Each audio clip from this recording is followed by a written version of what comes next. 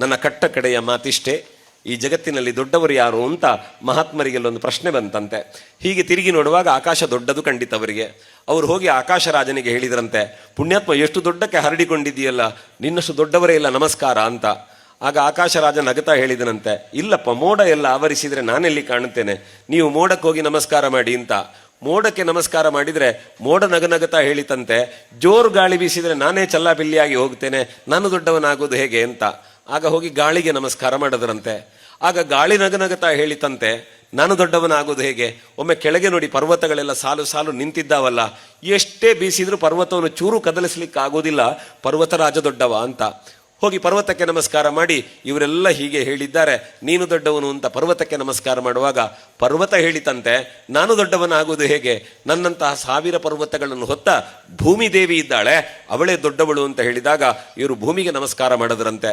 ಆಗ ಭೂಮಿ ನಗುವುದಕ್ಕೆ ಆರಂಭ ಮಾಡಿದ್ಲಂತೆ, ನಾನು ಹೇಗೆ ದೊಡ್ಡವಳಾಗೋದು, ನಾನು ದೊಡ್ಡವಳಲ್ಲ, ಭಗವಂತನನ್ನು ವಿಶ್ವಂಭರ ಅಂತ ಕರೀತಾರೆ.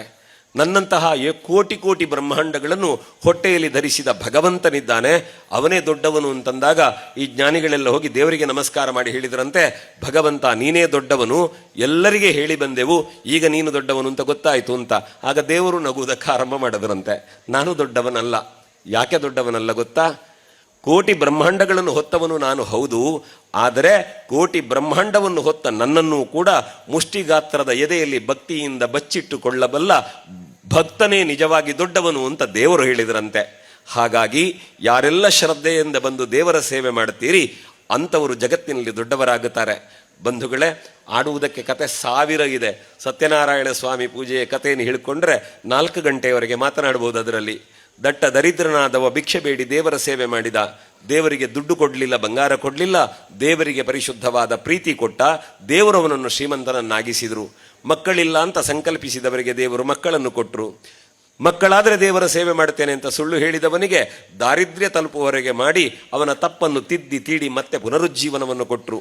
ಸತ್ಯನಾರಾಯಣ ಪೂಜೆಯ ಕೊನೆಯ ಕಥೆ ಏನು ಹೇಳುತ್ತದೆ ಅಂತಂದರೆ, ಗೋಪಾಲಕರು ಮಾಡಿದ ಪ್ರಸಾದವನ್ನು ರಾಜನಿಗೆ ಕೊಟ್ಟಾಗ ಬಿಸಾಡಿದ ಕಾರಣಕ್ಕೆ ಅವನ ಬದುಕಿನಲ್ಲಿ ಕಷ್ಟ ನಷ್ಟಗಳು ಬಂದು ಮತ್ತೆ ಗೋಪಾಲಕರ ಜೊತೆ ಸೇವೆ ಮಾಡಿ ಅವನು ಉದ್ಧಾರ ಆದ ಅಂತ ಒಂದು ಕಥೆ ಬರುತ್ತದೆ. ವಿಷಯ ತಿಳ್ಕೊಳ್ಬೇಕಾದಿಷ್ಟೇ. ಯಜ್ಞಯಾಗಾದಿಗಳನ್ನು ಮಾಡುವ ಒಂದು ವರ್ಗ ಒಂದು ಕಡೆಯಲ್ಲಿ, ಇನ್ನೊಂದು ಕಡೆಯಲ್ಲಿ ಉತ್ಸವ ನಡೆಸುವವರು, ಇನ್ನೊಂದು ಕಡೆಯಲ್ಲಿ ದೈವಾರಾಧನೆ ಇರಬಹುದು. ಆದರೆ ಒಬ್ಬರು ಯಜ್ಞಯಾಗವನ್ನಾದರೂ ಮಾಡಲಿ, ಇನ್ನೊಬ್ಬರು ದೈವಾರಾಧನೆಯನ್ನಾದರೂ ಮಾಡಲಿ, ಯಾರು ಯಾರು ಯಾವ ಯಾವ ಆಸೆಗಳನ್ನಿಟ್ಟುಕೊಂಡು ಮಾಡುತ್ತಾರೋ ಅದನ್ನು ಅವರು ನಂಬಿದ ಶಕ್ತಿಗಳು ಖಂಡಿತವಾಗಿ ಅನುಗ್ರಹಿಸ್ತಾರೆ. ಹಾಗಾಗಿ ದೈವದೇವರ ಆರಾಧನೆಯ ಬಗೆಗೆ, ದೇವರ ಪೂಜೆಯ ಬಗೆಗೆ ನಮ್ಮಲ್ಲಿ ಗೊಂದಲ ಬೇಡ. ಯಾಕೆಂದರೆ ಒಂದು ದೈವದ ಹೆಸರಿನಲ್ಲಿ ಒಂದು ಶಾಲೆ ಕಟ್ಟಿ ಆ ಶಾಲೆಯ ಅಂಗಣದಲ್ಲಿ ಇಂತಹ ಒಂದು ಕಾರ್ಯಕ್ರಮ ನಡೆಯುವುದಾದರೆ ಈ ನೆಲದಲ್ಲಿ ಸಾನ್ನಿಧ್ಯ ಕೊಟ್ಟ ಧರ್ಮದೇವತೆಗಳ ಅನುಗ್ರಹ ದೊಡ್ಡದು ಅಂತ ನನಗನ್ನಿಸ್ತದೆ.